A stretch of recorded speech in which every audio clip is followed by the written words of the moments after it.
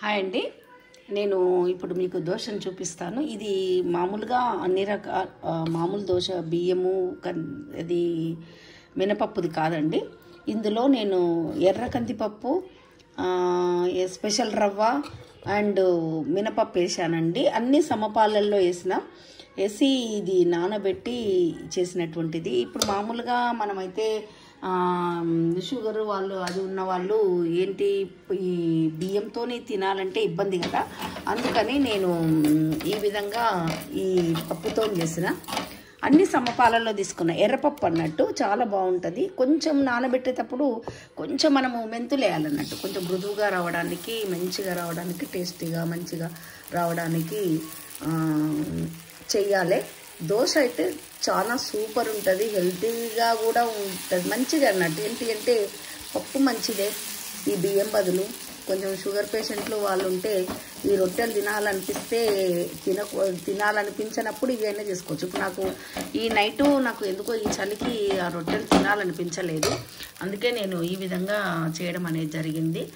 Already ఒక దోశ చేసేసుకున్నాను, ఇంకొక దోశ చేద్దామని. చాలా బాగా ఉంటుంది, టేస్టీ కూడా బాగుంటుంది.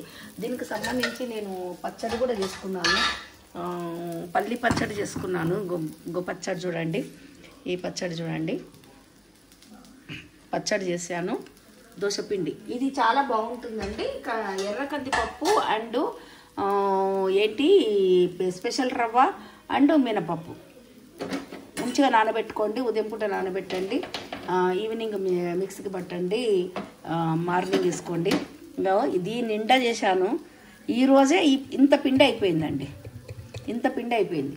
ఈరోజు చేస్తేనే ఇంత పిండి అయిపోయింది. మీరు కూడా ట్రై చేయండి, తప్పనిసరిగా చాలా టేస్టీగా ఉంటుంది.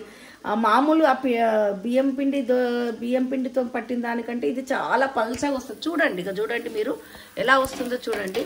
ఎంత బాగా అంటే అంత బాగా, టేస్టీ కూడా బాగుంటుంది, చాలా బాగుంటుంది. చూడండి, ఇక చూడండి ఎంత చూడండి, సూపర్ వచ్చింది దోశ. ఇప్పుడు టిఫిన్కి వేడివేడి దోశనే తినాలనుకున్నా, ఎందుకంటే నాకు పొద్దున తింటుంటే చాలా టేస్ట్ అనిపించింది. మళ్ళీ వేసుకోవాలంటే అబ్బా స్టవ్ బంద్ చేసినా కదా, మళ్ళీ ఎట్లా వేసుకోవాలని చెప్పి వేసుకోలేదు. మీరు కూడా ట్రై చేయండి, ఈ దోశ పిండి ట్రై చేయండి, ఈ దోశను చేసుకోండి, ఈ పచ్చడి వేసుకోండి, ఓకేనా? తినేసేయండి. Okay, thank you, bye. ఇట్లా మీ పంతెల్లమ్మ రమాదేవి.